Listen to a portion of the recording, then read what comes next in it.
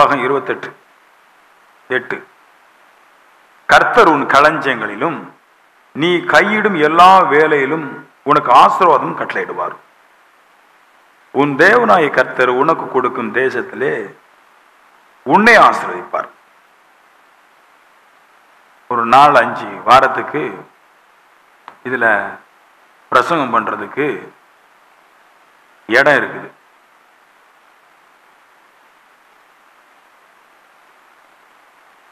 Point சொல்றாரு, கர்த்தர் உன் களஞ்சியங்களில் எல்லாவற்றிலும் ஆசீர்வாதத்தை கட்டளை கொடுப்பார். களஞ்சியம்னா என்ன அப்படின்னு கேட்டீங்கன்னா, சேமிச்சு வைக்கிற கிடங்கு, இல்லைன்னா மீதம் எடுக்கிற கூடை, இல்லைன்னா கையிருப்பு வைக்கிற பெட்டகம். இதுக்கு பேர் தான் களஞ்சியம். பழைய காலத்துல களஞ்சியம் இருந்துச்சு.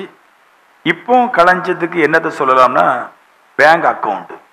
பழைய காலத்துல களஞ்சியம் சேர்த்து வைக்கிற இடம், இப்போ பேங்க் அக்கௌண்ட் சேர்த்து வைக்கிற இடம். இல்லைன்னா களஞ்சியத்துக்கு இன்னொரு பேர் சொல்லலாம் புதுசாட்டு, பீரோ. பண்டைய காலத்துல களஞ்சியம், இப்போ பேங்க் அக்கௌண்ட், இல்லைன்னா பீரோ. இதுல எல்லாம் கர்த்தர் ஆசீர்வாதத்தை கட்டளையிடுவாரா உனக்கு அப்படின்றார். இங்கிலீஷ் பைபிள் எப்படி இருக்குன்னா, இந்த களஞ்சியங்கள் எல்லாம் நிரம்புவதற்கு தேவன் ஆசீர்வாதத்தை அனுப்புவார் அப்படின்றது. Lord will send a blessing your pants. களஞ்சியங்கள் எல்லாம் ஆசீர்வதிக்க அனுப்புவார் என்றார். ஆசீர்வாதத்தை களஞ்சியங்களை நிரப்புவதற்கு அனுப்புவார் அப்படின்றார். இதுல ஒரு 3 பாயிண்ட் முதல்ல சொல்றேன் நான். எப்படி நம்முடைய குடும்பம் மிச்சம் எடுக்க போகுது, எப்படி நம்மளுக்கு கையில எல்லாம் கையிருப்பு வரப்போகுது, அதைத்தான் நான் இன்னைக்கு சொல்ல போறேன். முதல் பாயிண்ட், நீதிமொழி 8:20 சொல்லுது, என்னை நேசிக்கிறவர்கள் மெய்ப்பொருளை சுதந்திரிக்கும்படிக்கு அவருடைய களஞ்சியங்களை நிரப்பும்படிக்கு அப்படின்றது. என்னை சிநேகிக்கிறவர்கள் அப்படின்றார். கர்த்தரை சிநேகிக்கிறவர்கள் அப்படின்றது. இந்த சிநேகம் என்னதுன்னா அன்பு. அன்பதான் சிநேகங்கிற வார்த்தையை மாத்தி போடுறாங்க, லவ். இது இப்படி சொல்லலாம், என்னை அன்பு கூறுகிறவர்கள் மெய்ப்பொருளை சுதந்திரிக்கும் படிக்கு அப்படின்றாரு. இந்த பொருள், மெய்ப்பொருள் என்ன அப்படின்னு இங்கிலீஷ் பைபிள் போனா ரிச். அதாவது இப்படி நான் வாசிக்கிறேன் பாருங்க, என்னை சிநேகிக்கிறவர்கள் மெய்ப்பொருளை அப்படின்னு அந்த இடத்துல செல்வத்தை போடுங்க. என்னை சிநேகிக்கிறவர்கள், என்னை அன்பு கூறுகிறவர்கள் செல்வத்தை சுதந்திரிக்கும் படிக்கு அப்படின்றார். உண்மையாட்டு கர்த்தரிடத்துல உண்மையா அன்பு கூறும் பொழுது, உண்மையா சிநேகிக்கும் பொழுது அவன் செல்வத்தை, ரிச்சை அவன் சுதந்திரிக்க முடிகின்றார். எப்படி பாருங்களேன், இப்போ மனுஷனுக்கு அவனுடைய ஹார்ட் எப்பவுமே அடிச்சுட்டே இருக்கும், டப்பு டப்பு டப்புன்னு அடிச்சுட்டே இருக்கும். அப்படின்னு என்ன அர்த்தம்? அவன் எப்பொழுதுமே அவன் பரபரப்பா இருக்கிறான் அப்படின்னு சொல்லுது, நல்ல ஆக்ரோஷமா இருக்கிறான்னு சொல்லுது. இப்போ தெய்வத்தை அன்பு கூறும்போது, தெய்வத்தை சிநேகிக்கும் பொழுது என் காற்று பீற்று, என்னுடைய பரபரப்பான வாழ்க்கை உயர்வை சுதந்திரிக்கும்படிக்காக ஓடுதுன்றார். இந்த காற்று பீட்டு அடிக்கும் பாருங்க, கட கட கடன் அடிக்கும் பாருங்க. இந்த கட கடன் அடிப்பு என்னன்னா, தெய்வம் இருந்தா பாவம் இருக்காது. அதனால பாவத்தை சுதந்திரிக்க, பாவத்தை அனுபவிக்க போராடக்கூடிய அந்த டைமெல்லாம் விட்டுட்டு இப்போ ரிச்சை, செல்வத்தை சுதந்திரிப்பதற்கு அது போராடுகிறது அப்படின்றார். அப்போ தெய்வத்தை சிநேகிச்சா, கர்த்தர் அன்பு கூர்ந்தா, இப்போ ஹார்ட் என்ன ஆகுது, எப்படியாவது என் களஞ்சங்கள் எல்லாம் என் கையிருப்பு நிறைய இருக்கும்படிக்கு, என் மீதி நிறைய வரும்படிக்கு இப்போ இருதயமும் சரீரமும் ஒன்று சேர்ந்து சுதந்திரிக்கிறது செல்வத்தை அப்படின்றார். அப்படி சொல்லிட்டு 2ஆம் பாயிண்ட்ல சொல்றாரு, அவருடைய களஞ்சங்களை நிரப்பும்படிக்கு. எதுக்கு ஆவிக்குரிய மனுஷன் பரபரப்பா சம்பாதிக்கிறான் அப்படின்னா, களஞ்சியத்தை நிரப்பணும். கையிருப்பு சேமிப்பு பெட்டிய இல்லையா நிரப்புவதற்கு வேகமாட்டு துரிதமாட்டு செல்வத்தை சம்பாதிக்கிறான்றது. சில சபையில போகும்போது சொல்லுவோம், சில சபையில சில ஊழியக்காரங்க சொல்றது, காசெல்லாம் ஒண்ணுக்கும் உதவாது, காசு முக்கியம் கிடையாது, அதெல்லாம் தேவையில்லை அப்படின்னு சொல்றாங்க. இங்க சொல்றாரு, கர்த்தர் உன் களஞ்சல எல்லாத்தையும் நிரப்பும்படிக்கு அப்படின்றார். அப்ப கர்த்தருக்கு தெரியும் ஒரு மனுஷனுடைய சந்தோஷம் எங்க இருக்கு அப்படின்னு கேட்டீங்கன்னா, என் களஞ்சியம் நிரம்பி இருந்தா, என் பேங்க் பேலன்ஸ் நிரம்பி இருந்தா என்னுடைய மகிழ்ச்சி ஆனந்தமா இருக்கும். என் மனசு எப்படி இருக்கும்? சந்தோஷமாட்டு ஹாப்பியா இருக்கும். ஒருவனுக்கு நோய் பட்டுங்கள, நோய் பட்டதுனால மட்டும் அவனுக்கு கவலை வராது. அந்த நோயை தீக்கிறதுக்கு பேங்க்ல காசு இல்லாததுனால கூட 10 மடங்கு கவலை வரும். எனக்கு அப்படி வந்துருக்குது. நான் கொரோனாவோட கூட கிரணையா வந்த போது அது கொரோனாவை தான் நினைச்சுக்கிட்டு பயந்து போய் கிடந்தேன். எனக்கு அப்ப ஒரு கவலை வந்துச்சு, கொரோனா தான் வந்துருச்சு அப்படின்னு நான் எண்ணிட்டு இருந்தேன். அது கொரோனா இல்லை. ஒரு கவலை வந்துச்சு, அது கொரோனாவா இருந்தா நான் எப்படி சரி பண்ண முடியும்? கொரோனா ஃபர்ஸ்ட் பீரியட்ல எல்லாம் செத்து போயிட்டு இருந்தான். பின்னாடி செகண்ட் பீரியட்ல வரும்போது என்ன பண்ணாங்கன்னா, கொரோனாவுக்கு ஹாஸ்பிட்டல்ல வச்சு ட்ரீட்மெண்ட் எல்லாம் கொடுத்து பழைப்பு நல்லா நடத்தினாங்க. என்கிட்ட காசு இல்லை.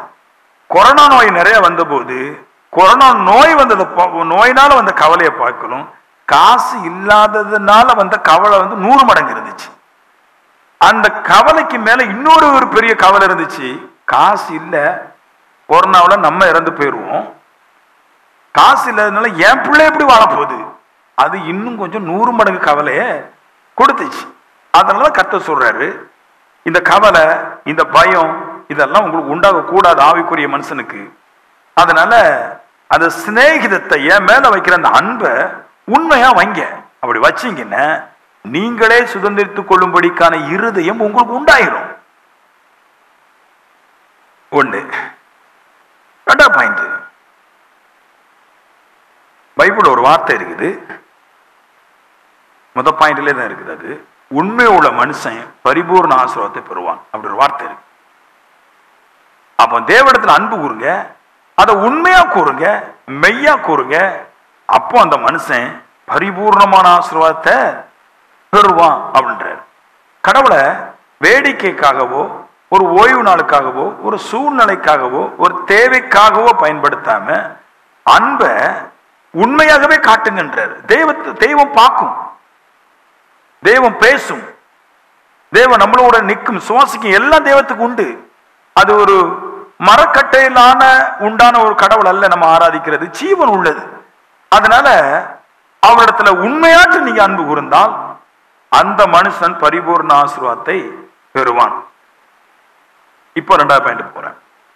2வது பாயிண்ட் நீதிமொழி 3வது அதிகாரம் 9:10 எப்படி கர்த்தர் நம்முடைய களஞ்சத்தெல்லாம் நிரப்ப போறார். ஆவிக்குரிய மனுஷன் நல்ல செழிப்பா இருக்கணும், செல்வந்தனா இருக்கணும். நிறைய பேருக்கு நோய் எப்படி வருது தெரியுமா உங்களுக்கு? நம்ம சொல்லுவோம் நோய் இப்போ உதாரணத்துக்கு ஒருவனுக்கு கேன்சர் வருதுன்னு, அவனுக்கு உள்ள சொல்லுவாங்க வயிற்றுக்குள்ள புண்பட்டு இருந்துச்சு, சின்ன புண்ணு, அப்படி நாளாக கேன்சர் ஆச்சு, புண்ணு நல்லதான் வந்துச்சு அப்படின்ட்டு. எங்க வீட்டு பக்கத்துல இப்போ ஒரு பையன் கேன்சர்ல இருந்தான், செத்துட்டான இருக்கான்னு தெரியல. சின்ன பையன், 2 வயசு 3 வயசு பையன், நட்டு எலும்புல கேன்சர். அப்ப என்னன்னா அது சின்ன புண்ணு அப்படி ஆயிட்டு இப்படி ஆயிட்டு. கேன்சர் இப்போ ஒரு பெரிய நோயே கிடையாது. கவலைப்பட்டு 20 லட்ச ரூபாய் கேட்கறான், சரி பண்ணிடலாம். 20 லட்ச ரூபாய் இல்லை. இப்ப பையனை மரணத்துக்கு தான் கொடுக்க வேண்டியதா இருக்குது. அப்ப நான் சொல்றேன், தரித்திரம் பிசாசு தருது, அது ஊழியக்காரனுடைய வாயிலிருந்து அழகா புறப்படுது, அது வஞ்சிக்குது. ஏன்னா மனுஷனை மரணத்தை கொடுப்பது தான் பிசாசுடைய பெரிய தந்திரம். அந்த தந்திரத்தை ஊழியக்காரங்களை கொண்டு வஞ்சித்து பேசுது. பிழையாம கொண்டு பிசாசு வஞ்சிச்சு பேசுச்சு. அப்படி போல ஊழியக்காரங்களை கொண்டு இந்த பொருளாதாரத்தை சேமிக்க கூடாது, ரிச் ஆகக்கூடாது என்று பேசுது. ஏன்னா ரிச் இல்லைன்னு கண்டிப்பா அடுத்த கட்டம் நம்மளுக்கு மரணம் தான். நிறைய நோய்கள், நிறைய வறுமைகள், நிறைய பிரச்சனைகள், நிறைய பாடுகள், இது எல்லாவற்றுக்கும் காசு தான் உதவுது. காசு இல்லைன்னா யாருக்கும் பிடிக்காது. அப்ப அதனால எப்படி ஆவிக்குரிய ஜனங்கள் இந்த ரிச்சை நம்ம பெறுறது?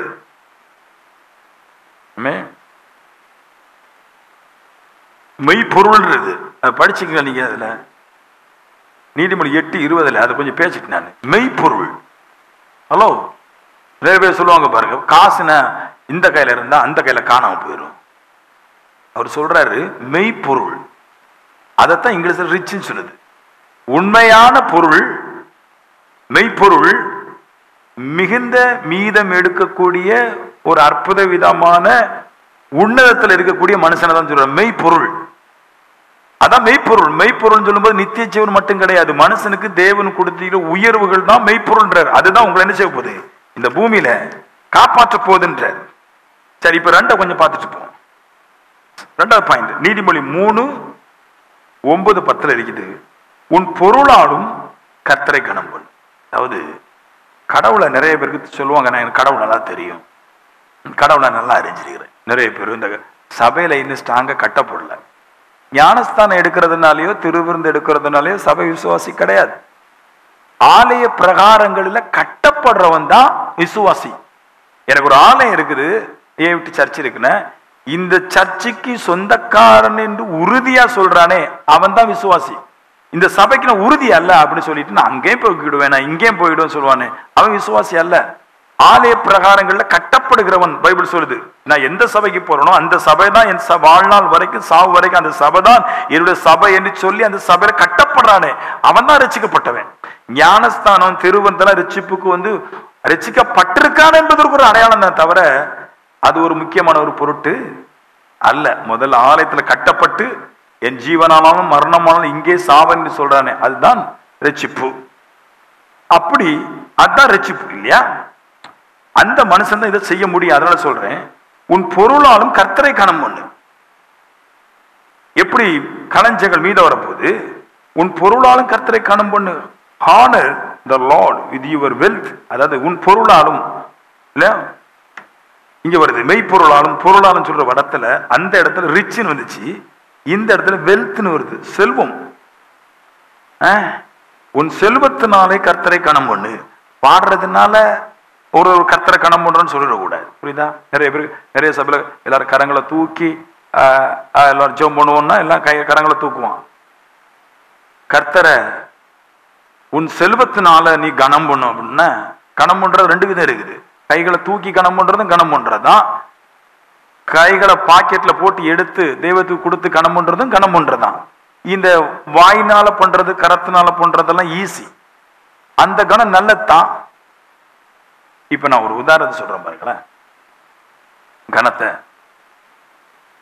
நம்ம சபையில ஒரு பையன் கைத்தட்டி பாடவே செய்யாது, ஒரு பொண்ணும் பாடாது ஒரு பையனும் பாட மாட்டான். முன்னாடிதான் இருப்பான், பின்னாடி இருக்க அந்த பொண்ணா கொஞ்சம் பாடும். ஆனா எல்லாரும் நல்லா கரம் தட்டி பாடுவாங்க. ஆனா பொண்ணு மாப்பிள்ளை கிடைக்கும் போது கர்த்தரை விட்டுட்டு சாடிடுறான். கையை தூக்குறவங்க, பிரைஸ் சொல்லாடு சொல்றவங்க, பொண்ணு மாப்பிள்ளை காசு வருதுன்னா எப்படி பொண்ணு மாப்பிள்ளை தேடுறான். ஆனா இது பாடவும் செய்யாது, அதுவும் ஒழுங்கா பாடாது.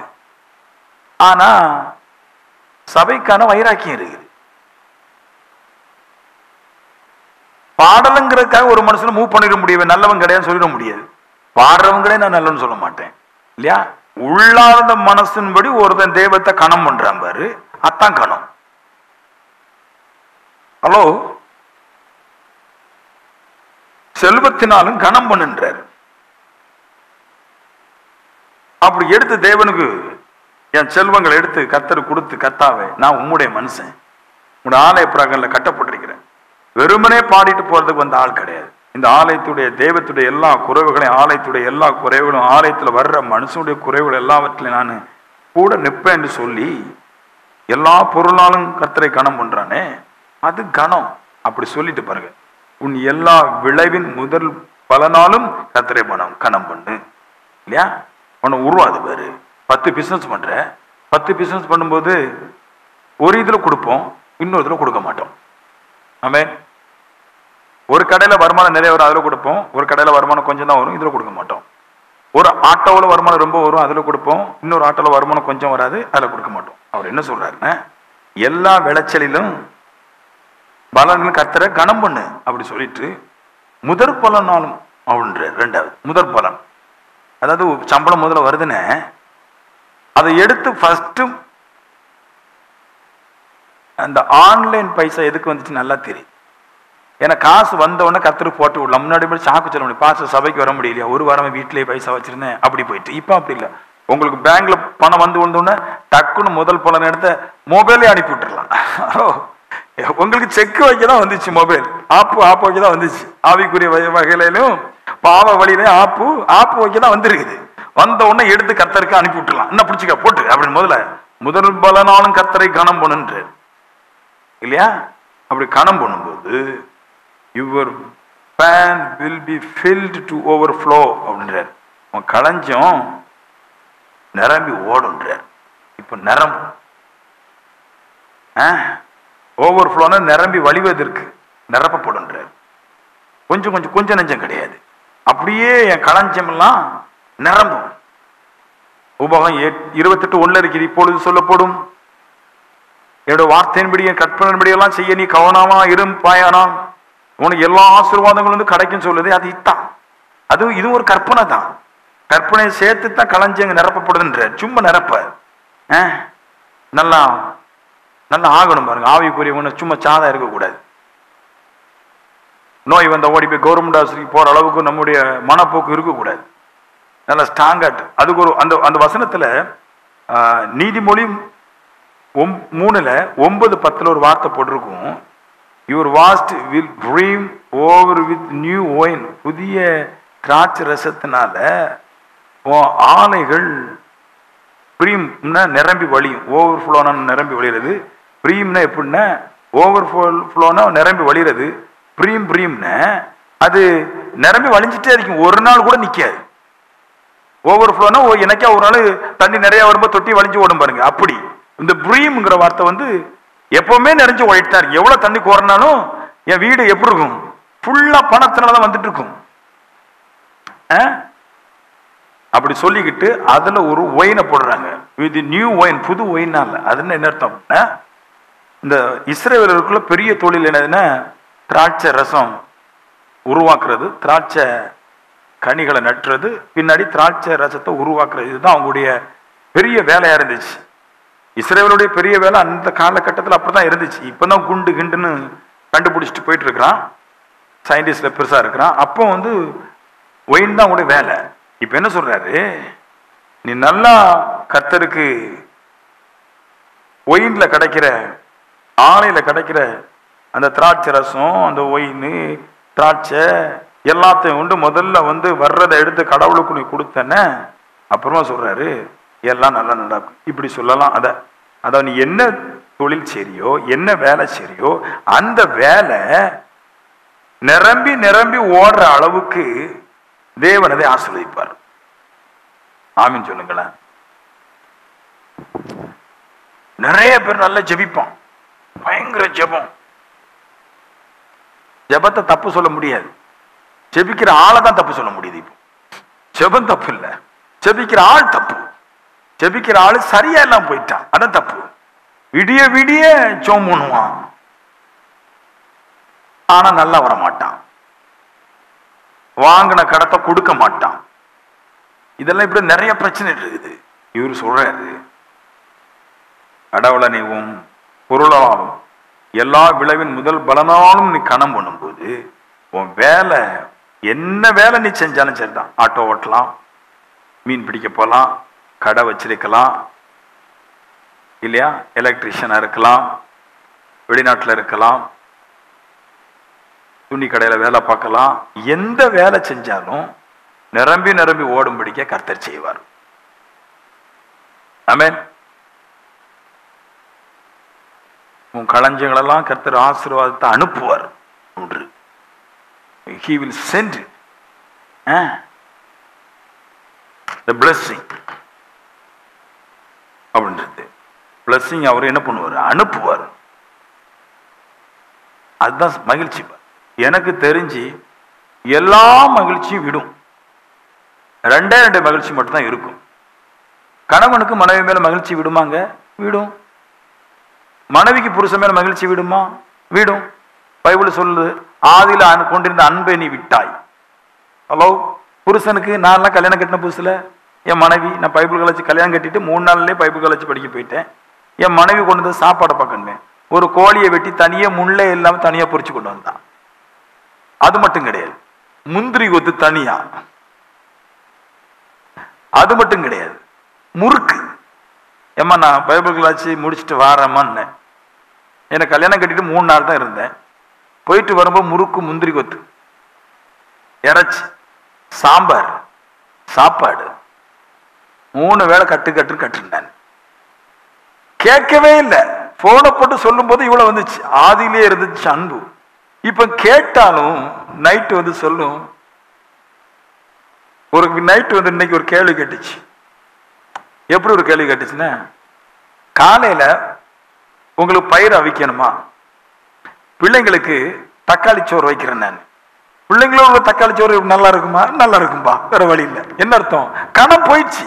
ஆதியில இருந்த அன்பு போயிடுச்சு. கணவன் மனைவி அன்பு போதுன்னு எல்லா அன்பும் போகும். அம்மா அப்பா அன்பெல்லாம் சர்வ சாதாரணம். மனைவிக்காக அம்மா அப்பாலாம் உதறி தள்ளிட்டு வந்துருவோம் புருஷனுக்காக. பட் 2 அன்பு போகாது. ஒண்ணு பரிசுத்த ஆவியினால உண்டான அன்பு, இன்னொன்னு காசுனால வர்ற அன்பு. இந்த காசு இருக்கிறதுனாலையும் பரிசுத்த ஆவி எண்ணத்துல இருக்கிறதுனாலையும் இந்த அன்பு உயிர் இருக்கிற வரைக்கும் ஒளிஞ்சே போகாது. அந்த அந்த இது மேல இருக்கிற ஆசை. எல்லாரும் பொய் சொல்லுவாங்க. காசு மேல எனக்கு ஆசை இல்லைம்பா, பொய் சொல்றான். தங்கத்துக்கு மேல எனக்கு ஆசை இல்லைன்றான். அதெல்லாம் சும்மா போய் கடமைக்கு ஏதோ ஒரு ஊழியம் செஞ்சிடான். அதனால இதெல்லாம் வந்து பாரம்பரியமா பழைய காலத்துல கிழவமா இருக்க போதிச்ச போதுன்னு, அதனால அதை பார்த்துட்டு இவங்க அந்த வழியிலே வராங்க. ஆனா உண்மையிலே எல்லாருக்கும் இங்க யாருக்கா காசு மேல அன்பு இல்லாம இருக்கிறீங்களா? மு.க. ஸ்டாலின் 1000 ரூபாய் தரேன்னாரு. எல்லாருமே போனை போட்டு ஒரே கேள்வி, 1000 ரூபாய்க்கு. அதுக்கு சட்டம் போட்டான், கார் இருக்கிறவனுக்கு எல்லாம் காசு கிடையாதுட்டான். ஏன்னா எல்லாருமே போனை போட்டு கேட்கறான். ஆவிக்குரியவன, ஆவி இல்லாதவனு, பணக்காரன், ஏழை எல்லாம் கேட்கறான். ஏன்னா காசு. காசு மேல எல்லாருக்கும் அவ்வளவு அன்பு. அத கர்த்தர் சொல்றாரு, நான் தர்றேன், நிரம்பி நிரம்பி ஓடத்தக்கதாக நான் உனக்கு தாரேன் அப்படின்றாரு. காசு எப்படிங்க வரும்? யாரு சம்பாதிச்சாலும், நான் சம்பாதிக்கிறது உங்க களஞ்சியத்துல நிரம்பி ஓடாது, பிரீம் ஆகாது, ஓவர் ஃப்ளோ வராது. அவனவனுடைய கையின் பிரயாசம் நிரம்பி ஓடுனா மட்டும்தான் அவனுடைய வயிறு பூரணமா நிரம்பும், மகிழ்ச்சி உண்டாகும். ஏன்டா வர்றதுனால கொஞ்சம் உங்களுக்கு தரலாம், பட் மகிழ்ச்சி வராது. ஆனா ஒவ்வொரு மனுஷனும் தனக்கானவைகளை சேர்த்து வச்சு மிகுதியா ஓடும் படிக்க செஞ்சிட்டோம்னா அவனுக்கு சந்தோஷம் வந்துரு. ஆமீன் சொல்லுங்களேன். இங்க எல்லாருக்கும் இருக்குது. ஆமென். போன வாரம் கூட ஒரு இது கருத்து சொன்ன பாருங்க. ஒரு ஒய்ஃப் சொல்லிச்சு, அவங்க புருஷன் பேர் வந்து தங்கம். அதுக்கு இந்த அம்மா சொல்லிச்சு புருஷன்ட, இந்த கருந்தங்கம் வேண்டாம், சோப்பு தங்கம் எனக்கு உண்டாகட்டு. புருஷன் வந்து கருப்பு, கொஞ்சம் கருப்பு, அதனால அந்த தங்கம் வேண்டாமா, கருந்தங்கம். தங்கம் இங்க மஞ்சள் கலர்ல இருக்குது, இந்த தங்கம் போதும், அந்த தங்கம் வேண்டாம். எல்லாருக்கும் அப்படித்தான். ஃபர்ஸ்ட் என்ன தங்கம் வேணும்? புருஷன் தங்கம் வேணும் ஃபர்ஸ்ட். கொஞ்ச நாளைக்கு திரிதனம் குறைஞ்ச கூட கவலைப்பட மாட்டான் நிறைய பேர். பொண்ணை கல்யாணம் கட்டினா போதுன்றான், பின்னாடிதான் மம்பு கிழப்பா. தெரியாம கட்டிட்டேன், அன்னைக்கு நான் உணர்ச்சி வசப்பட்டேன், காசு வாங்காம கல்யாணம் கட்டிட்டேன். காசு ரொம்ப முக்கியம். ஆமென் சொல்லுங்களேன். ஆமென். சரி, அதனால சொல்றாரு எப்படி சம்பாதிக்கிறதுன்னு சொல்றாரு. களஞ்சி எப்படி நிரம்பும்? தெய்வத்தை உண்மை அன்பு கூறும் தேவடைய பலிபீடங்கள்ல கட்டப்படணும். 2வது, எனக்கு கிடைக்கிற எல்லாவற்றிலையும் தெய்வத்தை நான் கணம் பண்ணணும். இதுல வந்து தசபாவம் சொல்லல, எப்படி உங்களால கணம் பண்ண முடியுமோ அது கணம் பண்ணணும். இங்க கேட்கலாம், ஏன் சபைக்கு கொடுக்கணும்? சபைக்கு நிறைய தேவைகள் இருக்குது. ஏண்டேலாம் ஆயிரக்கணக்கான ஊழியக்காரங்கள் என் பிரசங்கத்தை கொஞ்சம் கொஞ்சம் கேட்டுக்கிட்டு, பாஸ்டர் உதவி பண்ண முடியுமா? சபையில் இப்போ ஒரு பானை இல்லை சாப்பிட்றது, ஒரு பாய் இல்லை பாஸ்டர், ஒரு மிக்சர் இல்லை, ஒரு மைக் இல்லை. எனக்கு கிடைக்கிற எல்லாவற்றையும் 2 வருஷத்துக்கா மாற்றிட்டே இருப்பேன். மைக்குக்கெல்லாம் எல்லாவற்றையும் பறக்க கொடுத்துட்டு இருப்பேன். ஒரு 5-6 ஊழியக்காரங்களுக்கு கொடுத்துருக்கேன். பாக்ஸு, மிக்சரு, ஆம்பிளிஃபரு, மைக்கு, ஸ்டாண்டு எல்லாத்தையும் கொடுத்துட்டீங்கிறேன். ஆனா அவங்களுக்கு அது பத்தலை. இன்னும் நிறைய பேர் இருக்கிறான். அதில் சபைக்கு ஏன் காசுன்னு கேட்கக்கூடாது. சபைக்கு நிறைய தேவைகள் இருக்குது. இதை பார்த்துட்டு நீங்கள் சபை தேவைகள் எல்லாம் நிறைவேறும்படிக்காக, சந்தோஷமா இருக்கும்படிக்காக ஒன்று செய்யும்போது நீங்க செஞ்சீங்கன்னா உங்களுக்கு அது நிரம்பி வழி. 3வது பாயிண்ட். அப்ப நான் சொல்றேன், தேவத்தை கணம் பண்றது கொடுக்குது, தேவன்ல அன்பு செய்யறதும் கொடுக்குது. சரியா? கொடுப்பதுதான் கணம் பண்ணுவது, கொடுப்பதுதான் அன்பு கூறுவது அப்படின்ற 3வது பாயிண்ட். நல்லா இருக்காமே. நம்ம சபையில யாரும் கெட்டு போக மாட்டாங்க. எனக்கு இந்த மாதிரி போதனை நல்லா இருக்கும். கொடுக்கறதுனால ஒருவன் கெட்டு போக மாட்டான், பவுல் சொல்றாரு. ஆமென். 3வது பாயிண்ட், களஞ்சியம் நிரம்ப என்ன வரணும் அப்படின்னா கூடுதல் வரணும், நிறைய வருமானம் வரணும். நிறைய வருமானம் வந்தாதான் மிச்சம் எடுக்க முடியும். சில பேருடைய வருமானம் போதுமானதா இருக்குது, சில பேருடைய வருமானம் போதுமானதா இல்லை. அப்போ என்ன ஆகுது? மிச்சம் இல்லை, மிச்சம் வேணும். சில இடத்துல பைபிள்ல 7 கூட நிறைய மிச்சம் எடுத்தாங்க, சில இடத்துல 4 கூட நிறைய மிச்சம் எடுத்தாங்க, சில இடத்துல 12 கூட நிறைய மிச்சம் எடுத்தாங்க. நிறைய விஷயங்களுக்கு பேசுது. அப்படி மீதம் இருந்தாதான் மனுஷனுக்கு, மிச்சம் இருந்தாதான் சந்தோஷம் வருதுன்னு சொன்னேன். அதுவும் கூடுதலா வரணும். போதாது, ஒரு கணக்குப்படி போதாது, கணக்கை 10 மடங்கு பெருசா வரும்படிக்காக செய்யணும். அதுக்கு ஃபர்ஸ்ட் நல்லா கேளுங்க, ஒரு கரங்க தட்டி. ஆமென். அந்த அந்த அந்த மைண்ட் வேணும் பாருங்க. ஒரு ஆவிக்குரியவனுக்கு இந்த மைண்ட் வரணும். அதாவது போதும், இருக்கிறது போதும், போதும் என்று இருக்க கடவோம். சில வசனம்லாம் இருக்கு, இருக்கிறது போதும் என்று இருக்க கடவோம் அப்படிலாம் இருக்குது. அது எந்த காரணத்துக்கு என்ன சூழ்நிலைக்கு சொல்லப்பட்டதுன்னு விவரிக்காம வசனத்தை பேசிடுறாங்க. அப்படி சொல்லக்கூடாது. போதாது. ஆமென். போதாது. இங்க பாருங்க எப்படி கூடுதலா சம்பாதிக்கணும். ஆவிக்குரிய மனுஷன் கூடுதலா சம்பாதிக்க ஆசை வரணும், நிறைய சம்பாதிக்கணும், நான் நிறைய பெறணும். அந்த ஆசை வந்ததான் மூவி உண்டாகும். அதுக்கு சொல்ற மத்தேயு 6:33. முதலாவது தேவனுடைய ராஜ்யத்தை, அவருடைய நீதியை தேடுங்கள், அப்பொழுது உங்களுக்கு கூடுதலா கொடுக்கப்படும். இருக்குதா இல்லையா? கூட கொடுக்கப்படும் அப்படின்றது. ஆமென். சீக் ஃபர்ஸ்ட் ஹிஸ் கிங்டம், அவருடைய ராஜ்யத்தை முதலாவது தேடு. And all these things will be given to you as well as. இல்லையா? நீங்க நாடுறபடி, நீங்க விரும்புறபடி நிறைவாட்டு கூடுதலாட்டு எல்லா காரியமும் உங்களுக்கு உண்டாகுது. எல்லாம் கிடைக்கின்றார், கூட கிடைக்கும். முதல்ல தேவராஜ்யத்தை தேடுன்றார் இல்ல? அப்போ கூட உனக்கு வந்துருன்றார். தேவனுடைய ராஜ்யத்தை தேடணும், மனுஷ ராஜ்யத்தை தேடக்கூடாது இல்லையா? மனுஷ ராஜ்யத்துல சோகம் பலகீனம். நான் சொன்ன பாருங்க, மனுஷ ராஜ்யத்துல தான் அந்த சிம்பத்தி எல்லாம் கிரியேஷன் பண்ணுவாங்க. மனுஷனையும் கல்லையும் ஆராதிக்கும் போது சோகமா இருப்பாங்க. கணவர் கேட்பாரு, என்ன மத்த நம்ம ஊர் திருவிழாவுக்கு சோகமா இருக்கிற? இல்லக்கா தங்கச்சிமாருக்க வரமாட்டோம் சொல்லிட்டாங்க, சாப்பிடவே வரமாட்டோம் சொல்லிட்டாங்க. உடனே அத்தானுக்கு மூடு வந்துடும். டக்குன்னு போன போட்டு, உங்க அக்கா சோகமா இருக்கிறா, அழுதுட்டு இருக்கிறா. எதுக்கு? அது நீங்க சாப்பிட கூட வரமாட்டோம் சொல்றது கஷ்டமா இருக்கு. மனுஷ ராஜ்யத்தை நாடுறது. ஆமென் சொல்லுங்களேன்.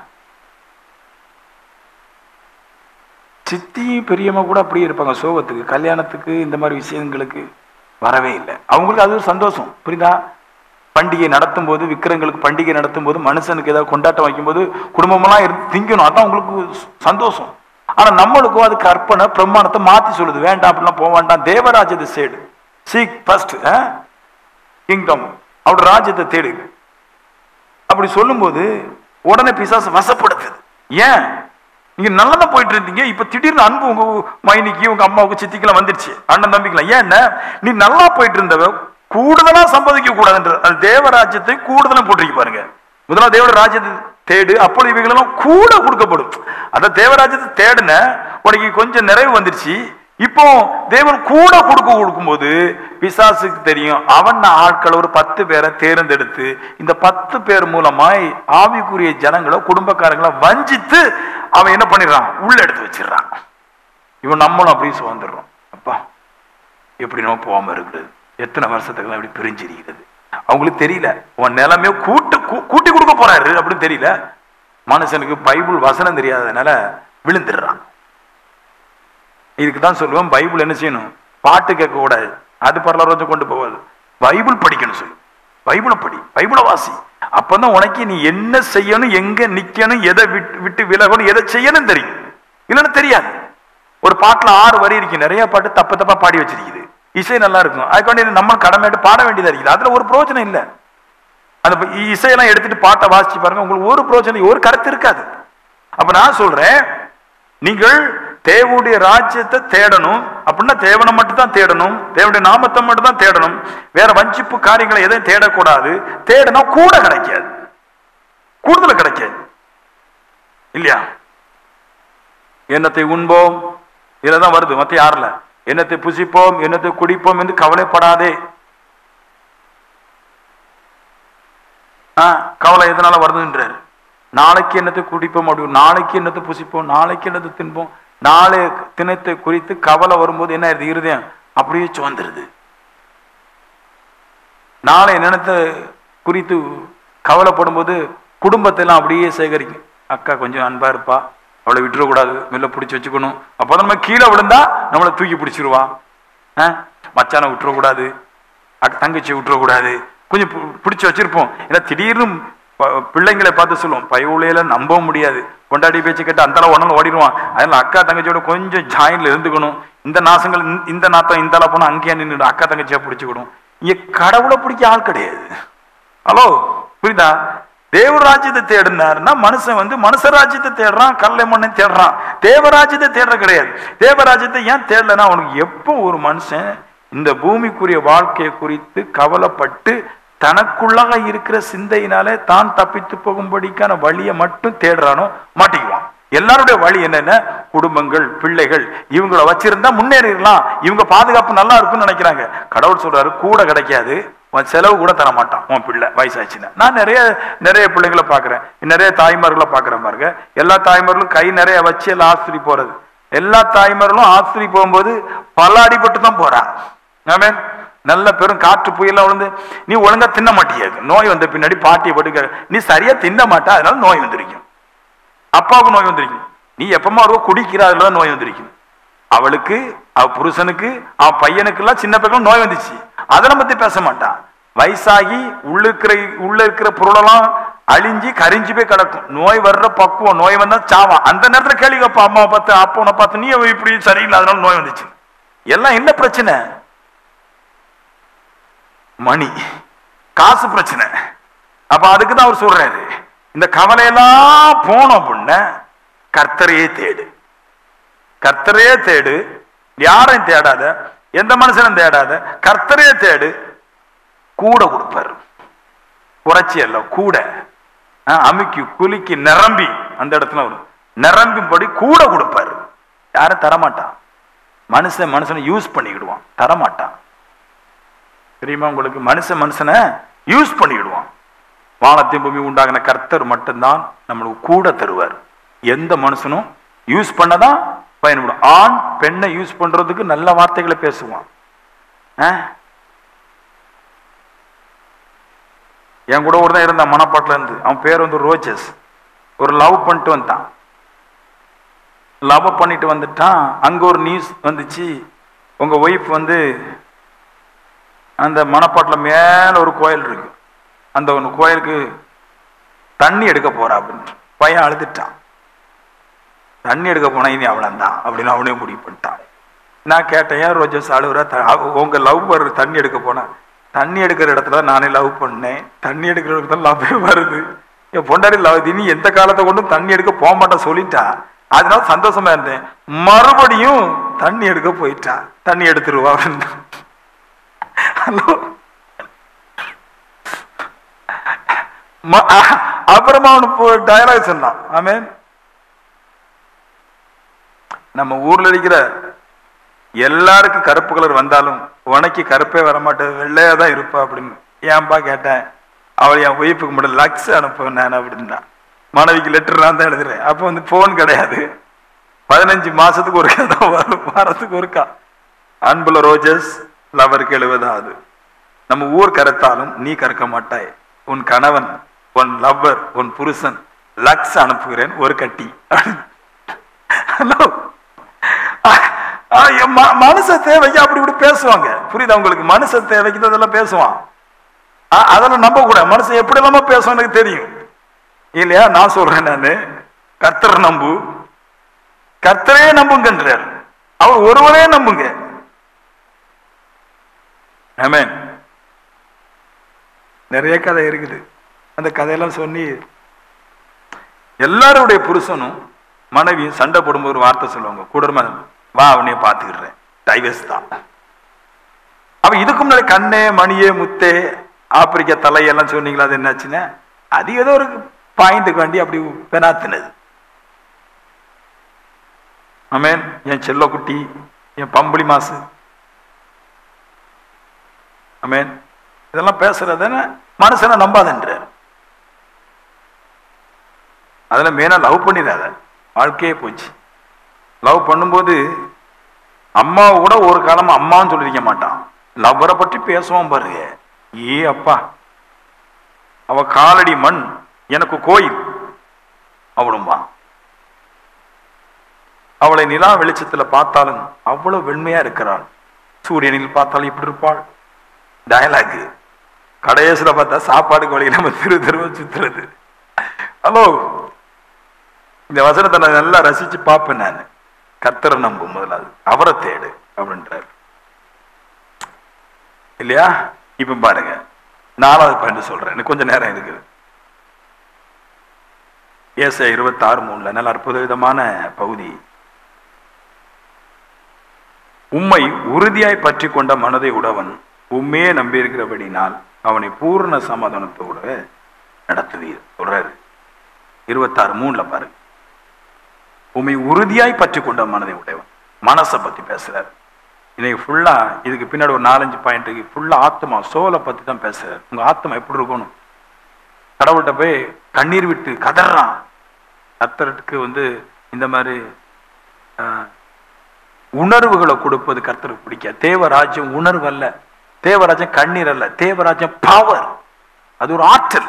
இல்லாதவைகளெல்லாம் இருக்க செய்து நம்மளுக்கு போதிக்கிறாங்கன்னா அவங்க ஆராதனை வீரங்க இப்படிதான் கொண்டு போக முடியும். அவங்களுக்கு பிரசங்கம் பண்ண தெரியாது, அதனால ஜனங்களை நடிச்சு எடுத்து அப்படி பண்ணுங்க இப்படி பண்ணுங்க அப்படிமா. தேவராஜ்யம் கண்ணீரோ கவலையோ உணர்வோ இது கிடையாது.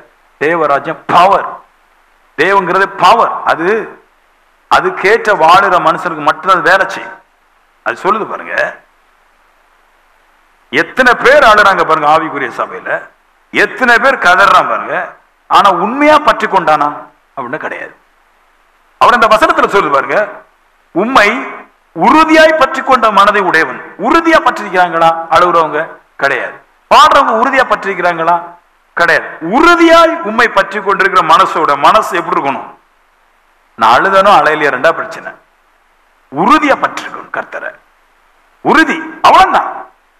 எத்தனை பேர் எத்தனை சட்டம் போட்டாலும், எத்தனை பேர் என்ன பண்ணாலும் என் உறுதியை விட்டு ஒரு காலம் யாருக்காவும் எவருக்காவும் விட்டு கொடுக்க மாட்டேன். நாங்க இருக்கிறோம் பாருங்க. எங்களுக்கு அம்மா இருந்துச்சு, எங்க அம்மா சொல்லிச்சு. பெந்தகோஸ்துல பேர் நாடாத்தியா கெட்ட புறம் கேட்டாங்க.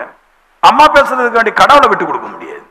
ஆமா, நான் ஆவிக்குரிய பொண்ணதான் கெட்டுவேன். நான் யாருக்காகவும் என் உறுதியை விட்டு கொடுக்க மாட்டேன். உண்மையாய் பற்றி கொண்டிருக்கிறேன், உறுதியா பற்றி கொண்டிருக்கிறேன். நான் எவருக்காகவும் யாருக்காகவும் ஒரு காலம் கர்த்தரை நான் விட்டு கொடுக்க மாட்டேன். உண்மையே நம்பி இருக்கிறபடினா நான் சொல்லுவேன், தேவன் மேல உறுதியா இருக்கிறவன் தேவனை நம்பினவன். தேவன் மேல நம்பிக்கை இருக்கிறவன் தான் உறுதியில இருப்பான். தேவன் மேல நம்பிக்கை இல்லாத உறுதியா இருக்க மாட்டான். அப்ப நான் சொல்றேன், கண்ணீர் கவலை ஆட்டம் பாட்டெல்லாம் உறுதியை காமிக்காது. நம்பிக்கையா இருக்கிறவன் அந்த நம்பிக்கையை பாடல் கண்ணீர் மூலமா காட்டாமல், நம்பிக்கையா இருக்கிறவன் தேவனிடத்தில் உறுதி மூலமாய் காட்டுகிறான், ஆணை மூலமா காட்டுகிறான். அப்படிப்பட்ட மனுஷனை பூரண சமாதானத்தில் நடத்துறார் என்றார். எல்லாவற்றையும் கர்த்தர் கொடுப்பார். குழந்தை இல்லைன்றான் சில பேருக்கு வருமானம் இல்லைன்றான், வருமானம் பெருக மாட்டதுன்றான், வாழ்க்கை மாற மாட்டதுன்றான். நான் சொல்றேன், என்ன இல்லைன்னா உண்மை இல்லை, உறுதி இல்லை. மனுஷன் எப்படி வேணாலும் வளைஞ்சு போயிடுவான். கர்த்தர் சொல்ற உண்மையும் உறுதியும் இருந்தா பூரண சமாதானம். எந்த திசையில என்ன குறைச்சல் இல்லாம கர்த்தர் நடத்துவார். எத்தனை பேர் தெரியுமா ஆவிக்குரியவங்க இங்க இருப்பாங்க. சின்ன விஷயம், புது நன்மை, ஞானஸ்தானம், பெரிய பொண்ணு, கல்யாணம், அங்க நிக்கிற. எப்படியாவது நீங்க எத்தனை வருஷம் போறான்னு, எப்படி போறதான் முக்கியம். வருஷங்கள் எல்லாம் கர்த்தருக்கு முக்கியம் இல்லை. ஆண்டவர் உங்க 1000 வருஷம் அவருக்கு ஒரு நாள் மாதிரி, ஒரு நாள் 1000 வருஷம் மாதிரி. அது அர்த்தம் என்னன்னா பல பேர் சொல்ற. நான் சொல்லுவேன், ஒரு ஆள் உறுதியாட்டு உண்மையா ஒரு நாள் வந்தாலும் அவன் 1000 வருஷத்துக்கு அப்படிதான் இருப்பான் என்று அவர் எடுத்துக்கொள்வார். சில பேர் 1000 வருஷம் 1000 நாள் சபையில இருந்தாலும் அவனை ஒரு நாள் மாதிரி தான் கருதுறாரு. ஒரு நாள் வந்துட்டு சபைக்கு வந்துட்டு போறான் அப்படின்ட்டு அப்படிதான் அவர் ஃபீல் பண்றாரு. அவருடைய ஃபீல் வித்தியாசம். சிலெல்லாம் ஒரு நாள் தான் வருவான், அப்புறம் வாழ்நாள் முழுவதும் இனி கர்த்தரை விட்டு போகவே மாட்டான். அதுல நான் ஒரு ஆளு. என்னைக்கு இயேசுவை ஏற்றுக்கொண்டோன்னு வெளிநாட்டுல அன்னையில இருந்து என் ஜீவித காலம் விட்டு எத்தனையோ பிரச்சனைகள், பசி, பட்டினி, ஃபெயிலியர், நிறைய காரியம் வந்துருக்கு. கர்த்தரை விட்டு பின்மாறுனது கிடையாது. சில பேர் சபையிலே கிடப்பான், எல்லாத்துக்கும் அங்க போய் முங்கி மீண்டு வருவான். எங்க வீட்டு பக்கத்துல பாட்டி இருக்குது, வெள்ளை கலர் போட்டு தான் போகும் ஒரு சபைக்கு. ஏசு நம்மோட சபை ஒரு சபைக்கு. அவரும் அவர் எத்தனை பேர் தான் வேலையை கட்டுவார், விட்டுட்டார், போனா போங்க. அது எல்லா வீட்டு பண்டிகையிலும் எல்லா கல்யாணத்திலையும் எல்லா மதத்திலுமே தின்னு வயிற்று நிரப்பிட்டு அப்படின்னு நினைச்சு. சிஸ்டர் இப்பதான் நான் வந்திருக்கேன் சிஸ்டர், அந்த கல்யாணத்துக்கு போய் நல்லா கட்டிக்கிட்டு வந்திருக்கிறேன். கர்த்தர் நம்மளை போஷித்து வழி நடத்தினார். இன்னைக்கு எல்லா கல்யாணத்துமே தின்னுக்கிட்டு போஷிக்கிறாரா? இது போஷிப்பு இல்லை இல்லையா? எல்லா காரியத்திலும் சமாதானத்தை தர்றாரு, அதான் போஷிப்பு. யாருக்கு அவன் விட்டு கொடுக்க கூட கர்த்தரை. ஏன்னா கர்த்தர் தெய்வம், பாவம் அல்ல. பாவம்னா விட்டு கொடுத்துடலாம். போன ஒரு பாவமா இருக்கிறாரு, ஓகே எனக்கு வேண்டாம். நான் ஆராதிக்கிற தேவன் பரிசுத்தர், அவர் எதை வேணாலும் செய்ய வல்லமை உள்ளவராக இருக்கிறார். அவர் உறுதியையும் உத்தமத்தையும் நம்பிக்கையும் விசுவாசத்தையும் உங்களிடத்துல பார்க்கிறாரு. நீங்க அப்படி நின்று பாருங்க, கர்த்தர் கண்டிப்பா உங்களுக்கு தருவார். நான் சபைக்கு போனேனே எனக்கு என்ன கிடைச்சிச்சு? நோ நோ நோ நோ, போனதுனால தர முடியாது, போய் நீங்க வாழ்றதுனாலதான் தர முடியும். உறுதி. ஏசாயா 26:8, உமது நாமமும் உம்மை நினைக்கும் நினைவும் என் ஆத்மா வாஞ்சியா இருக்கிறது. அவர் சொல்றாரு, என்ன தடவை சொல்றாரு தாவீது? ஏசாயால சொல்றாரு, நான் உம்முடைய நாமத்தையே நினைச்சிட்டு இருக்கிறேன். நான் வேற ஒரு நாமத்தை நினைக்கிற கிடையாது. என் பிள்ளை நாமத்தை நினைக்கிற கிடையாது, வேற அந்நிய நாமத்தை நினைக்கிற கிடையாது. நாமே உமது நாமத்தையே நான் நினைக்கிறேன். நான் அதுதான் நினைச்சிட்டே இருக்கிறேன். என் ஆத்மா வாஞ்சியா இருக்கிறது. என் ஆத்மா எப்பவும் கர்த்தரையும் கர்த்தருடைய நாமத்தையுமே நினைச்சிட்டே தான் இருக்குன்றார்.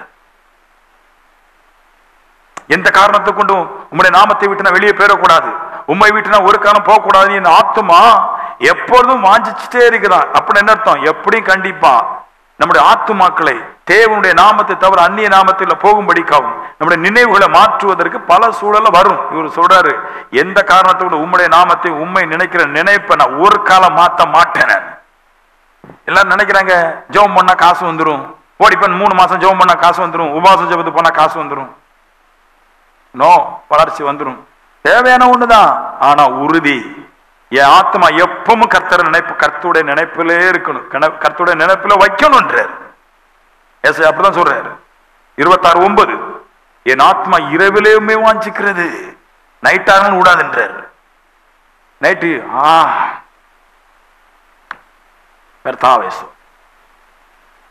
ராத்திரி வந்தா என்ன செய்யுது? ஆத்மா கர்த்தரே தியானிக்குது, கர்த்தரே பார்க்குது, கர்த்தரே நம்புது.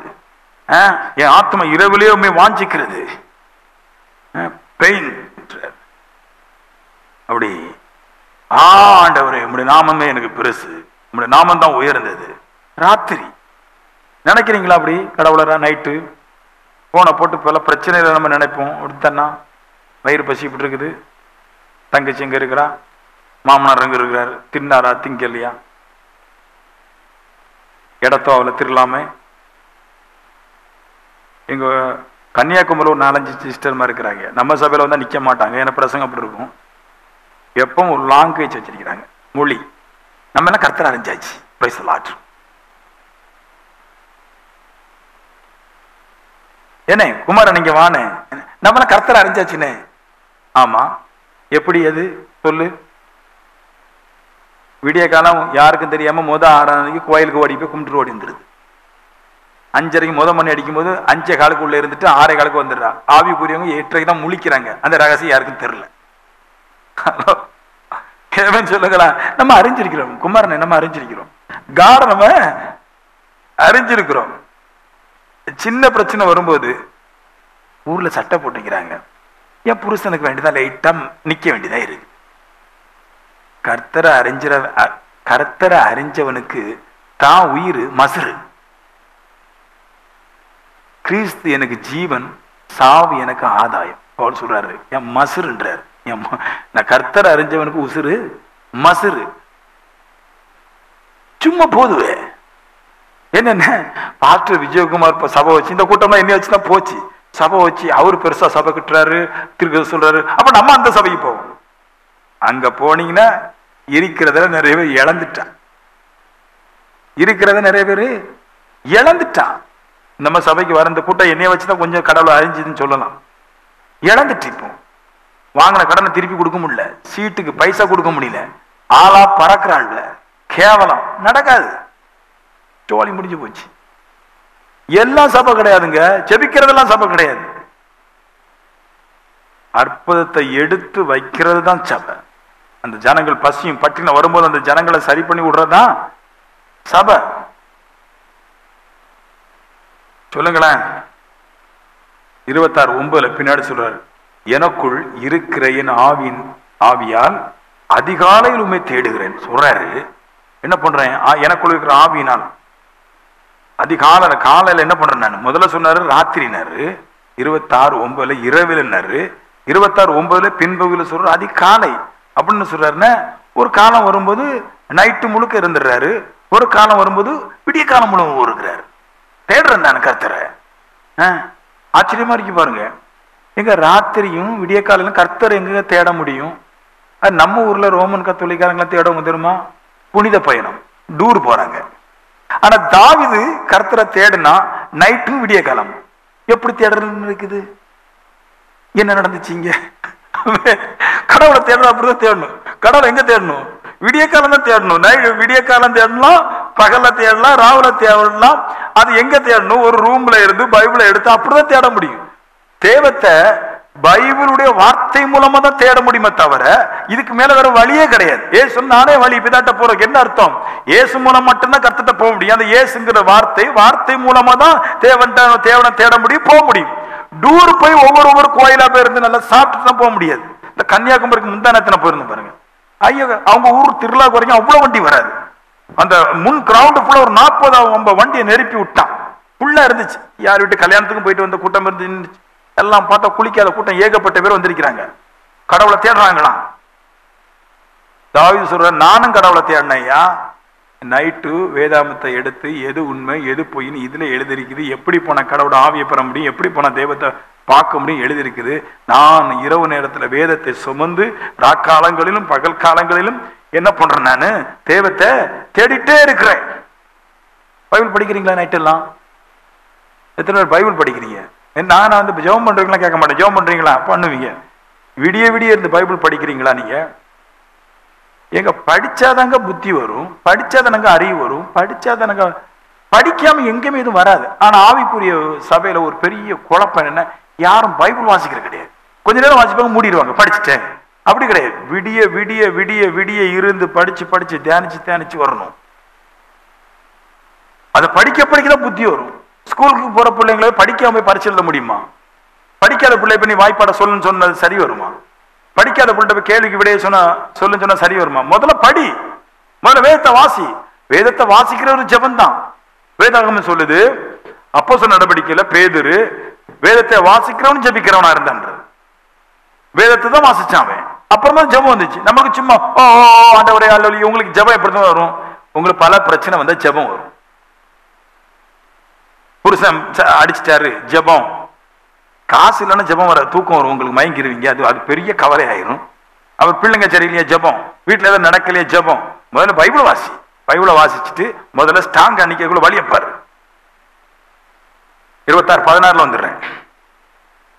கர்த்தாவே, ஏசாயா சாட்சி சொல்றாரு இஸ்ரவேல் ஜனங்களை குறித்து. கர்த்தாவே, நெருக்கத்தில் உம்மை தேடினார்கள். எப்படி பாருங்க, நெருக்கத்துல தேடணும். நம்ம நெருக்கம் வந்தது சபை விட்டு சபை ஓடிடும். உண்மையை சொல்லணும், நான் பெருமைக்கு இல்லை. இங்கே சபை நடக்காது, வேற எங்க நடக்காது. எனக்கு சொல்லணும் பாருங்க, ஜெபிக்கிறதுனால கிடைக்காது, தீர்க்க தரிசனம் உரைக்கிறதுனால கிடைக்கும். ஆண்டவர் சொன்னார் தெரியுமா? ஆபிரகாம் குறித்து சொல்லுவார், he was a prophet, he will pray to you. இவன் தீர்க்கதரிசி உனக்கு ஜெபம் பண்ணுவான். I will answer, give you. தீர்க்கதரிசி ஜெபம் பண்ணா கிடைக்குங்க. தேவன் இடத்துல உறப்பில்லாத மனுஷன் ஜெபம் பண்ணா கிடைக்காது. அங்கங்க சுத்தி இருக்கிறவன் ஜெபம் பண்ணா கிடைக்காது. 2 சபைக்கு போறவன் ஜெபம் பண்ணா கிடைக்காது. பயந்து போறவன் ஜெபம் பண்ணா கிடைக்காது. தீர்க்கதரிசி தேவத்துக்காக வாழுறவன், தேவ சத்தத்தை கேட்கிறவன் ஜெபம் பண்ணா கிடைக்கும். அவர் சொல்றாரு, நெருக்கத்தில் உண்மை தேடினோம். கொஞ்சம் நெருக்கம் வந்து சபைக்கே பாதி பேர் வர மாட்டான், மனம் உடஞ்சி நிற்பான். இவர் சொன்ன நெருக்கம் கஷ்டம். எங்களுக்கு எத்தனை நெருக்கம் வந்திருக்கும்? ஒரு நாளும் தேவ சமூகத்தை விட்டது கிடையாது. எந்த நெருக்கத்துல தேவ சமூகத்தை விட்டுட்டு போறதும் கிடையாது. எங்களுக்கு வராத நெருக்கமா? பல நாள் வியாழக்கிழமை என் பையனுக்கு வியாழக்கிழமை வந்து பியாய் வரும். வியாழக்கிழமை ஸ்கூலுக்கு போக மாட்டான். அடிச்சு நொறிச்சு பேக்கெல்லாம் பிடிச்சி கிழிச்சு உள்ள போட்டு கொண்டு போனா இறக்கி விடுற இடத்துல போவே மாட்டான். இங்க மணி 9:30 நெருங்கிட்டே இருக்கும். டக்க டக்க டக்க டக்க 9:30. அப்பதான் பார்ப்பேன். நான் போனா உள்ள ஓடுவான், வெளியே வந்து ஸ்கூல்ல இருந்து வெளியே ஓடி வந்துருவான். நான் என்ன பண்ணுவேன்? நானு எனக்கு என் பையன் முக்கியம் கிடையாது, மனைவி முக்கியம். என் மனைவிட சொல்லுவேன், ஆட்டோவுக்கு காசு இருக்கே காசு இல்லையே, வெளியே இறங்கி நீ அவனை பாரு, நான் சர்ச்சுக்கு போறேன். நான் வேலைக்கிழமை பையன் வரைக்கும் கார்ல அடிபட்டு சாப்பிட்றானோ, ஆட்டோக்காரன் ஒரு காலம் ஒரு ஆட்டோவில் ஏற்றி விட்டேன். ஆட்டோக்காரன் எங்கேயோ கொண்டு போயிட்டான், பிள்ளையாண்டால தேடி கண்டுபிடிச்சி மறுபடியும் ஏற்றிட்டு வந்தேன். இப்படியெல்லாம் காரியம் நடக்கும். நெருக்கத்துல கர்த்தரை தேடினார்கள் இஸ்ரவேலர்கள். நெருக்கத்துல கர்த்தரை தேடினார்கள். சுகபோகமா கர்த்தரை தேடல. சுகபோகமா வாழுகிறவர் உயிரோடு செத்தவர். வேதம் சொல்லுது. நல்லா ஹாப்பியா இருந்துட்டு எனக்கு எனக்கு இப்ப நிறைய பேர் சொல்லுவாங்க பாருங்க, இன்னைக்கு வந்து மாமனார் இறந்து போயிட்டாரா, சர்ச்சுக்கு வர முடியல. சரி, இன்னைக்கு போட்டுல வேலை வர முடியல, கடையில நல்லா கூட்டம் வர முடியல, இப்ப போன புருஷனாரு தொழிலுக்கு போனவர் இன்னும் வரல, டைம் லேட்டு. இஸ்ரவேலர்கள் நெருக்கத்துல தேடினாங்க. எப்படி பவர்ஃபுல் வார்த்தை வரும்? நெருக்கம், கஷ்டம், பாடு, வேதனை, கடவுளை தேடு. நெருக்கத்துல தேடினாரு. எப்படி அந்த நெருக்கத்தை பத்தி பேசுறாரு? கர்ப்பவதி வேறு காலத்துல வேதனைப்படுகிறது போல வேதனையில உண்மை கூப்பிட்டோம். அவர் சொல்றாரு, கர்ப்பவதி அந்த நேரத்தில் நீங்க பாத்துறீங்களா? நான் போயிருக்கிறேன். அந்த ஆஸ்பத்திரி அழகா கட்டியிருப்பாங்க. இந்த எக்கோ வராதபடி அங்க இருக்கிற ஒரு 4-5 பொண்ணுங்க ஒரே ஹாலில் இருப்பாங்க. அங்க இருக்கிற இன்ஸ்ட்ருமெண்ட், டாக்டர், திரைச்சீலை எல்லாம் பார்த்தா அவளை போடுற சத்தம் வெளியே வராது. பொறுமா, கொஞ்சம் பொறுமா, கொஞ்சம் பொறுமான்பா. சில சிஸ்டர் பொறுமா தங்கச்சி பொறு, கொஞ்ச நேரத்துல இன்னும் 5 நிமிஷம் தான்பா. சில சிஸ்டர் இருப்பா, அவங்க கெட்ட வார்த்தை போடுற. கல்யாணம் கட்ட தெரிஞ்சிச்சா? தெரியாத கேதன முன்கூட்டியே அப்படின்னு கேட்பா. புரியுதா உங்களுக்கு? கல்யாணம் கட்ட தெரிஞ்சிச்சா? தெரியாத கேதன எது கல்யாணம் கட்டுற? நீ இதனை கல்யாணம் கட்டின கத்துற. அந்த நெருக்கத்துல வாய்ப்பு வாயம் முக்கிக்கிடுவா, பிள்ளை பெரு கற்பத்தை முக்கிக்கிடுவா. முக்கு முக்கு, எனக்கு ஆப்ரேஷன் பண்ணுங்க, எனக்கு ஆப்ரேஷன் பண்ணுங்க. நெருக்கத்துல இரட்சிப்பை தேடுகிறான். அப்படித்தான் அற்புதம் செய்யற ஊழியக்காரனும் களஞ்சங்களை நிரப்பி வச்சிருக்க ஊழியக்காரனும் ஏதோ பாடி எல்லாம் ஒண்ணு வரல. அவன் பல நெருக்கத்துல கர்த்தரை தேடினான். கர்ப்பவதி நெருக்கத்துல பிள்ளையை எப்படியாவது பெற்று போடணும். அந்த நெருக்கத்துல அவ எப்படியாவது அந்த பிள்ளையை பெற்று போடுறது போல, அந்த நெருக்கத்துல ஒரு ரட்சிப்பு எடுக்கிறது போல, இஸ்ரவேல் ஜனங்கள், ஆவிக்குரிய ஜனங்கள் நெருக்கத்துல தான் அவரை தேடி வெற்றி பெற்றார்கள். இப்போ 26:15 இருக்கு பாருங்க. இந்த ஜாதியை பெருக பண்ணினேன். கர்த்தாവ് இந்த ஜாதியை பெருக பண்ணினேன். நன்றி நேரம் 26 இப்ப வாசிச்சது இருக்குது. 26:16 26:15 அது சொல்றாரு. இந்த ஜாதி எப்படி பெருகுச்சு, என்ன பிள்ளை பெறாளோ பாருங்க. ஒரு குழந்தை பெறக்கூடாது. இப்போ என்னால முடியாதுப்பா, 2 குழந்தைகளாம் முடியாது. எங்க அம்மாலாம் 9. எங்க அப்பா கேட்பாரு 5 ஆயிட்டு. எங்க அம்மா சொன்னா 6 ஆகட்டு. இஸ்ரவேலர் எங்க அம்மா பலிகி பெரு. இஸ்ரவேலர் பேர் தெரியுமா உங்களுக்கு? இஸ்ரவேலர் பலிகி பெருவாயாக என்பது இஸ்ரவேல். அதாவது சோதனையை பார்க்க கூடாது, பெற்று போனோம். அதான் இஸ்ரவேல். இஸ்ரவேல்ல பலிகி பெருகு, அதான் இஸ்ரவேல். இப்பெல்லாம் இருக்கிறாங்க. முன்னாடி ஆவிக்குரியவெல்லாம் எப்படி ஆராய்ச்சான்னு தெரியுமா? அந்த நாட்களுக்கு சபையில சபையே கிடையாது. 10 பேர் தான், 8 பேர் தான் சபை. பெரிய சபைனா 8 பேர் இருப்பான். சின்ன சபைனா அவன் மட்டும் அவன் பொண்டாடி இருப்பான்.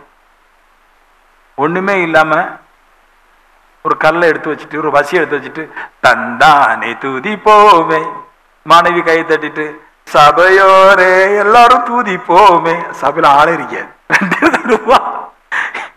அப்படி நெருக்கத்துல ஊரை விட்டு விலக்கி விட்டுருப்பாங்க. தந்தானே துதிப்போமே. இப்ப சபையில ஒண்ணு பேச ஏசி இல்லைன்னா துதிக்க மாட்டான். ஃபேன் ஓடல வைங்கன்னா இங்க இருந்து எந்திரிச்சு அங்க போடுறது, இங்க போடுறது, இந்த ஃபேன் ஆஃப் பண்ணுங்க, அதை போடுங்க. Vekkai. Glory to the God. Amen. இந்த சபையில இது பாய் இல்லை, அவங்க இன்ஸ்ட்ருமெண்ட் ஒன்றும் சரியில்லை. அங்க வந்து இசையல் அழகா இருக்கு, ஒர்ஷிப் சூப்பர். கர்த்தர் ஒர்ஷிப் சூப்பருக்கு பலன் கொடுக்கிற. நெருக்கத்துல தேவனை தேடுறவனுக்கு தான் கொடுத்தாரு நெருக்கம். பெருக்கமான் சையா பாடும்போது அப்படி இருக்கும். பெருக்கமான் சையா பாடி எத்தனை நொண்டி நடந்து போனாங்க சொல்லுங்க. உண்மை சொல்றாங்க. யாரா பெருக்கமான் சையா பாடி அதை நொண்டின்னு பெருக்கிறாரு, எந்திரிச்சு பெருக்கிறாரு, நான் பார்த்தது. ஆனா தேவத்துக்காக ஜீவனை விட்ட எத்தனையோ ஊழியக்காரக பேயும் நொண்டியும் துரத்திட்டு இருக்கிறாங்க. பெருக்குமான் சையா வந்து நெருக்கத்துல ஒன்றும் ஊழியம் செய்யலைங்க. அவர் 30 வயசு வரைக்கும் சாமியார் இருந்தார். கொஞ்சம் வயசுல இருந்து கொஞ்சம் பொருளாதாரம் இருந்துச்சு, பாட்டப்படி அப்படி போனார். நீங்க சொல்லுங்க, ஏன்டா வாங்க நான் எத்தனை பேர் காட்டித்தரேன். ஒவ்வொரு நாளைக்கும் பல மணி நேரங்கள்ல பல ஆயிரம் பேர் சுகத்தை கொடுத்துட்டு இருக்கிறான். பாடி அல்ல, அவனுக்கு பாட்டு வரவே செய்யாது. அவன் அரசாங்கங்களையும் ஜனங்களையும் எதிர்த்து நிற்கிறான். கவலைப்பட மாட்டான். உயிர் போனா போட்டு நிற்கிறான். சின்ன சின்ன விஷயங்களுக்கு ஏங்க இங்க நிக்கிற ஆராதிக்கிற நீங்க கோயிலே போய் புனன்மை எடுத்தா அப்புறம் உங்களுக்கு கர்த்தர் வர தரணுமா? நான் சொல்றேன், ஒரு பொண்டாட்டி ஒரு புருஷனை விட்டு இன்னொரு புருஷன்டா படுத்துட்டான்னு அவனுக்கு தெரிஞ்சிச்சுன்னா டைவர்ஸே அல்லாமல் அவனுடைய பூர்ண அன்பு கிடையாது. சேர்ந்து வாழ்றாங்க, நிறைய பேர் வாழ்றாங்க, பப்ளிக்கா போயிட்டு வந்திருக்கிறான், புருஷமே கூட்டு வச்சிருக்கிறாங்க. அப்புறம் இங்க பாத்தீங்கன்னா அதுக்கு திருமண வாழ்க்கை மாதிரியே இருக்காது, சப்பி சீரழிஞ்சு போய் கிடக்கு. ஒரு முறை இயேசுவை ஏற்றுக்கொண்டு ஒரு முறை அவளை தேவனை விட்டுட்டு அந்நிய தெய்வங்களை வேதா செய்து வர்றவளுக்கு வரக்கூடாது. தெரியாம போயிட்டு வந்தா தெரியாது, அது பெருசாட்டு விளைவுகளை உண்டாக்காது. தெரியும் போது விளைவுகள் ஜாஸ்தி. நாம் செய்கிற ஒவ்வொரு விஷயமும் தேவத்துக்கு தெரியும், அதன் விளைவு தான் இது முடிவு. நெருக்கம் எப்பமெல்லாம் வருதோ அப்பமெல்லாம் தேவ சமூகத்தில் ஓடி வந்து ஆண்டவரை உமக்காக நான் இதை இன்னைக்கு விடுறேன். நான் எனக்கு கணவனோட பிரச்சனை, என் ஊர் பிரச்சனை, குடும்ப பிரச்சனை என்ன நெருக்குது, நான் தைரியமா இருக்கு. என்ன சூழ்நிலை கொண்டு என் பிள்ளைக்கு நான் இந்த விஷயத்தை செய்ய மாட்டேன், என் பொண்ணுக்கு நான் இதை செய்ய மாட்டேன், செத்தா செத்துட்டு. இப்ப சொல்லுவாரு, இந்த ஜாதியை பெருக பொண்ணு, இந்த ஜாதிய பெருக பொண்ணு, அப்பதான் கிடைக்குங்க. ஆமென்.